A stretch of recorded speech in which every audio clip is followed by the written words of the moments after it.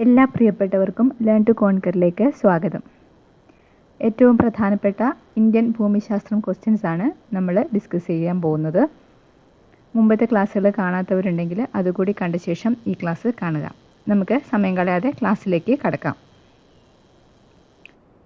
പഞ്ചാബിലെ രഞ്ജിത് സാഗർ ഡാം അല്ലെങ്കിൽ തെയിൻ അണക്കെട്ട് ഏത് നദിയിലാണ്? പഞ്ചാബിലെ രഞ്ജിത് സാഗർ ഡാം തെയിൻ അണക്കെട്ട് ഏത് നദിയിലാണ്? രവി നദിയിലാണ്. പഞ്ചാബിലെ രഞ്ജിത് സാഗർ ഡാം രവി നദിയിലാണ്. തെയിൻ അണക്കെട്ട് സ്ഥിതി ചെയ്യുന്നത് ഏത് നദിയിലാണെന്ന് ചോദിച്ചു കഴിഞ്ഞാൽ രവി നദിയിലാണ്. ശൈത്യകാലാരംഭം മുതൽ വിളവിറക്കി വേനലിന്റെ ആരംഭത്തിൽ വിളവെടുക്കുന്ന കാർഷിക വിളകൾ അറിയപ്പെടുന്ന പേര്. ശൈത്യകാലാരംഭം മുതൽ വിളവിറക്കി വേനലിന്റെ ആരംഭത്തിൽ വിളവെടുക്കുന്ന കാർഷിക വിളകൾ അറിയപ്പെടുന്ന പേര് റാബി വിളകൾ. റാബി വിളകൾ ശൈത്യകാലാരംഭത്തിലാണ് വിളവെടുക്കുന്നത് വേനലിന്റെ ആരംഭത്തിലാണ്. ഇത്തരം വിളകളെ പറയുന്ന പേരാണ് റാബി വിളകൾ. അടുത്തത് ദൂദ്സാഗർ വെള്ളച്ചാട്ടം ഏത് സംസ്ഥാനത്താണ്? ദൂദ്സാഗർ വെള്ളച്ചാട്ടം ഏത് സംസ്ഥാനത്താണ്? ഗോവയിലാണ്. ദൂദ്സാഗർ വെള്ളച്ചാട്ടം ഗോവയിലാണ്. എന്തൊക്കെയാണ് പഠിച്ചത്? പഞ്ചാബിലെ രഞ്ജിത് സാഗർ ഡാം അല്ലെങ്കിൽ തെയിൻ അണക്കെട്ട് ഏത് നദിയിലാണ്? രവി നദിയിലാണ്. ശൈത്യകാലാരംഭം മുതൽ വിളവിറക്കി വേനലിന്റെ ആരംഭത്തിൽ വിളവെടുക്കുന്ന കാർഷിക വിളകൾ അറിയപ്പെടുന്ന പേര് റാബി വിളകൾ. ദൂദ്സാഗർ വെള്ളച്ചാട്ടം ഏത് സംസ്ഥാനത്താണ്? ഗോവയിലാണ്. അടുത്തത് ഉപദ്വീപീയ പീഠഭൂമിയിലെ ഏറ്റവും നീളം കൂടിയ നദി. ഉപദ്വീപീയ പീഠഭൂമിയിലെ ഏറ്റവും നീളം കൂടിയ നദി ഗോദാവരി. ഉപദ്വീപീയ പീഠഭൂമിയിലെ ഏറ്റവും നീളം കൂടിയ നദിയാണ് ഗോദാവരി. രണ്ടാം സ്ഥാനം ആർക്കാണ്? കൃഷ്ണയ്ക്കാണ്. രണ്ടാം സ്ഥാനത്ത് കൃഷ്ണ. ഉപദ്വീപീയ പീഠഭൂമിയിലെ ഏറ്റവും നീളം കൂടിയ നദി ഗോദാവരി. രണ്ടാം സ്ഥാനം കൃഷ്ണ. വടക്ക് കിഴക്കൻ ഇന്ത്യയിലെ പീഠഭൂമികൾ ഏതൊക്കെ? വടക്ക് കിഴക്കൻ ഇന്ത്യയിലെ പീഠഭൂമികൾ കർബി ആംഗ്ലാങ് പീഠഭൂമി. കർബി ആംഗ്ലാങ് പീഠഭൂമി അസമിലാണ്. ഷില്ലോങ് പീഠഭൂമി മേഘാലയ. കർബി ആംഗ്ലാങ് പീഠഭൂമി ഷില്ലോങ് പീഠഭൂമി. കർബി ആംഗ്ലാങ് പീഠഭൂമി അസം. ഷില്ലോങ് പീഠഭൂമി മേഘാലയ. വടക്ക് കിഴക്കൻ ഇന്ത്യയിലെ പീഠഭൂമികളാണ് കർബി ആംഗ്ലാങ് പീഠഭൂമി, ഷില്ലോങ് പീഠഭൂമി എന്നിവ. അടുത്തത് central institute for research on buffaloes എവിടെയാണ്? Central institute for research on buffaloes എവിടെയാണ്? ഹരിയാന. ഹരിയാനയിലെ Hisar. Central institute for research on buffaloes, Hisar, Haryana. Central institute for research on buffaloes എവിടെയാണ്? ഹിസാറിലാണ്. ഹിസാർ എവിടെയാണ്? ഹരിയാനയിലാണ്. ഉപദ്വീപീയ പീഠഭൂമിയിലെ ഏറ്റവും നീളം കൂടിയ നദി ഗോദാവരി. രണ്ടാം സ്ഥാനത്ത് കൃഷ്ണ നദി. വടക്ക് കിഴക്കൻ ഇന്ത്യയിലെ പീഠഭൂമികളാണ് കർബി ആംഗ്ലാങ് പീഠഭൂമി, ഷില്ലോങ് പീഠഭൂമി. കർബി ആംഗ്ലാങ് പീഠഭൂമി അസമിലാണ്. അതുപോലെ ഷില്ലോങ് പീഠഭൂമി എവിടെയാണ്? മേഘാലയയിലാണ്. ഇനി central institute for research on buffalo സ്ഥിതി ചെയ്യുന്നത് എവിടെയാണ്? ഹിസാറിലാണ്. എവിടെയാണത്? ഹരിയാനയിലാണ്. അടുത്തത് സിന്ധുവിന്റെ പോഷക നദികളിൽ ഏറ്റവും കൂടുതൽ ദൂരം ഇന്ത്യയിലൂടെ ഒഴുകുന്നത് ഏത്? സിന്ധുവിന്റെ പോഷക നദികളിൽ ഏറ്റവും കൂടുതൽ ദൂരം ഇന്ത്യയിലൂടെ ഒഴുകുന്നത് സത്ലജ് നദിയാണ്. സിന്ധുവിന്റെ പോഷക നദികളിൽ ഏറ്റവും കൂടുതൽ ദൂരം ഇന്ത്യയിലൂടെ ഒഴുകുന്നത് സത്ലജ് ആണ്. അടുത്തത് പൂർവഘട്ടത്തിന്റെ ഏറ്റവും കൂടുതൽ ഭാഗം സ്ഥിതി ചെയ്യുന്ന സംസ്ഥാനം. പൂർവഘട്ടത്തിന്റെ ഏറ്റവും കൂടുതൽ ഭാഗം സ്ഥിതി ചെയ്യുന്ന സംസ്ഥാനം ആന്ധ്രാപ്രദേശ്.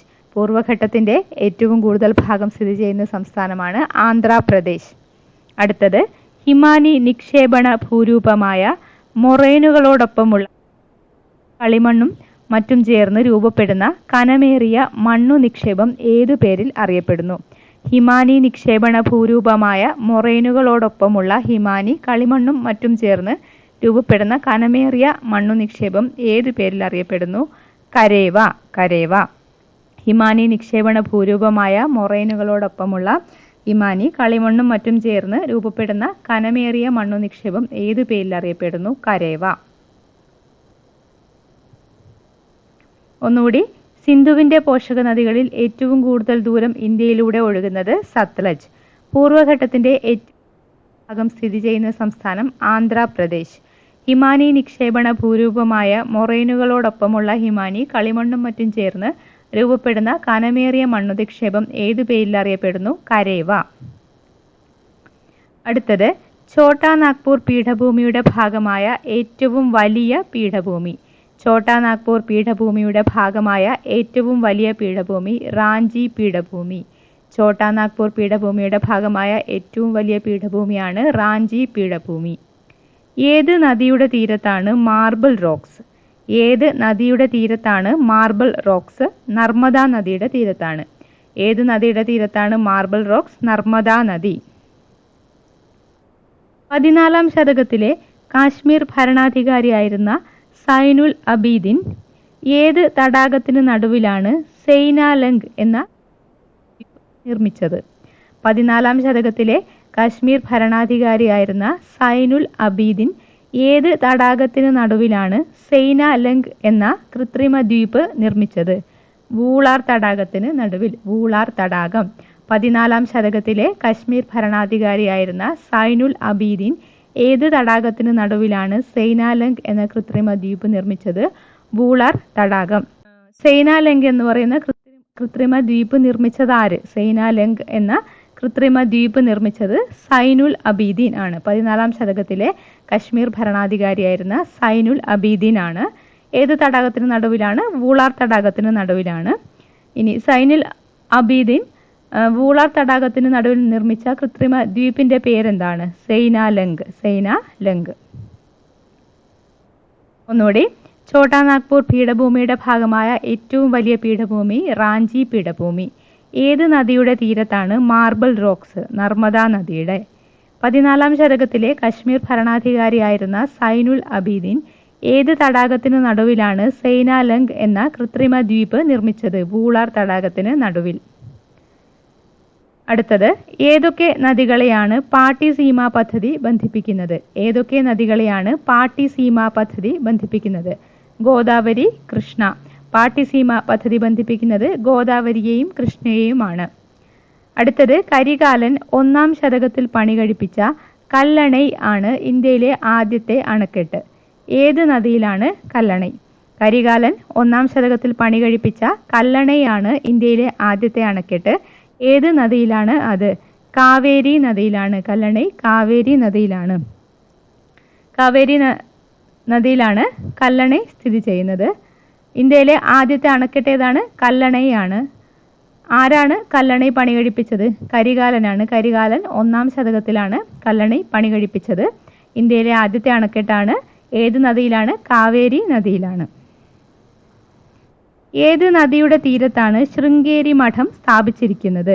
ഏത് നദിയുടെ തീരത്താണ് ശൃംഗേരി മഠം സ്ഥാപിച്ചിരിക്കുന്നത്? തുംഗഭദ്ര നദിയുടെ തീരത്ത്. ഏത് നദിയുടെ തീരത്താണ് ശൃംഗേരി മഠം സ്ഥാപിച്ചിരിക്കുന്നത്? തുംഗഭദ്ര നദിയുടെ തീരത്ത്. ഒന്നുകൂടി നോക്കാം. ഏതൊക്കെ നദികളെയാണ് പാട്ടിസീമ പദ്ധതി ബന്ധിപ്പിക്കുന്നത്? ഗോദാവരി, കൃഷ്ണ. കരികാലൻ 1-ാം ശതകത്തിൽ പണി കഴിപ്പിച്ച കല്ലണയാണ് ഇന്ത്യയിലെ ആദ്യത്തെ അണക്കെട്ട്. ഏത് നദിയിലാണ് അത്? കാവേരി നദിയിൽ. ഏത് നദിയുടെ തീരത്താണ് ശൃംഗേരി മഠം സ്ഥാപിച്ചിരിക്കുന്നത്? തുംഗഭദ്ര നദി. അടുത്തത്, ഒഡീഷയിലെ പ്രശസ്ത പക്ഷി സങ്കേതമായ നൽബാന ബേർഡ് സാങ്ച്വറി ഏത് തടാകത്തിന് സമീപമാണ്? ഒഡീഷയിലെ പ്രശസ്ത പക്ഷി സങ്കേതമായ നൽബാന ബേർഡ് സാങ്ച്വറി ഏത് തടാകത്തിന് സമീപമാണ്? ചിൽക്ക തടാകത്തിന് സമീപം. ചിൽക്ക തടാകം. അപ്പോൾ നൽബാന ബേർഡ് സാങ്ച്വറി ഏത് സംസ്ഥാനത്താണ്? ഒഡീഷയിലാണ്. ഒഡീഷയിലെ പ്രശസ്തമായ പക്ഷി സങ്കേതമാണ് നൽബാന ബേർഡ് സാങ്ച്വറി. ഏത് തടാകത്തിന് സമീപമാണ്? ചിൽക്ക തടാകത്തിന് സമീപത്താണ്. ഒലീവ് റിഡ്ലി കടലാമകളെ സംരക്ഷിക്കുന്ന മഹാനദിയുടെ കൈവഴി. ഒലീവ് റിഡ്ലി കടലാമകളെ സംരക്ഷിക്കുന്ന മഹാനദിയുടെ കൈവഴി ദേവി നദി. ദേവി നദി. ഒലീവ് റിഡ്ലി കടലാമകളെ സംരക്ഷിക്കുന്ന മഹാനദിയുടെ കൈവഴിയാണ് ദേവി നദി. കാബർ തണ്ണീർത്തടം ഏത് സംസ്ഥാനത്താണ്? കാബർ തണ്ണീർത്തടം ഏത് സംസ്ഥാനത്താണ്? ബീഹാർ. കാബർ, ബീഹാർ. കാബർ തണ്ണീർത്തടം ഏത് സംസ്ഥാനത്താണ്? ബീഹാർ. വടക്ക് കിഴക്കൻ ഇന്ത്യയിലെ ഏറ്റവും വലിയ നഗരം.